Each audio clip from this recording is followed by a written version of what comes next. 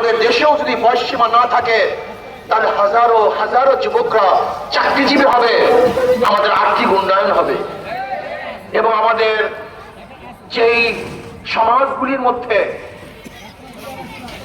ধনীদের মধ্যে সমতা চলে আসবে। বর্তমান অর্থনীতি ধনীকে ধনী বানায়, গরিবকে গরিব বানায়। উদাহরণস্বরূপ আজকে আপনি ইসলামী ব্যাংকে যাবেন, এই যে সামনে ব্যাংক আছে, যেভাবে আমাকে 5 লক্ষ টাকা লোন দেন, ব্যাংকওয়ালা বলবে ভাই আপনার কি 5 লক্ষ টাকা লোন নেওয়ার মর্গেজ আছে? আপনি বলবেন ভাই আমি খয়রাতি মানুষ। ব্যাংক কাকে লোন দেয়? যার আগের থেকেই আছে। যার 5 লক্ষ টাকা আছে ব্যাংক তাকে 5 লক্ষ টাকা দেয়। তাই কয়বার ধনী হলো? দুইবার। আগে 5 লক্ষ টাকার মালিক, ব্যাংক তাকে 5 লক্ষ টাকা দিছে, 2 বার ধনী। যে ব্যক্তি লোন নেয় তারই লোন মাফ হয়, 3 বার ধনী।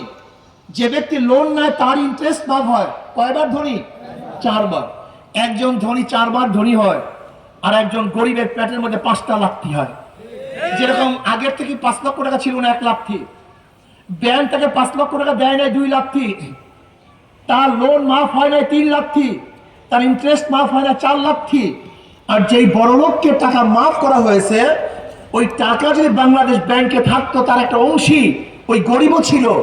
বড় লোকদের মাফ করার কারণে গরিবের পেটের মধ্যে আর 1 লাথি। কয় লাথি? তাই গরিবের পেটে 5 লাথি, আর বড় লোকটা 4 বার ধনী। বর্তমান অর্থনৈতিক কোনোদিন গরিবদেরকে ধনী বানানো সম্ভব নয়।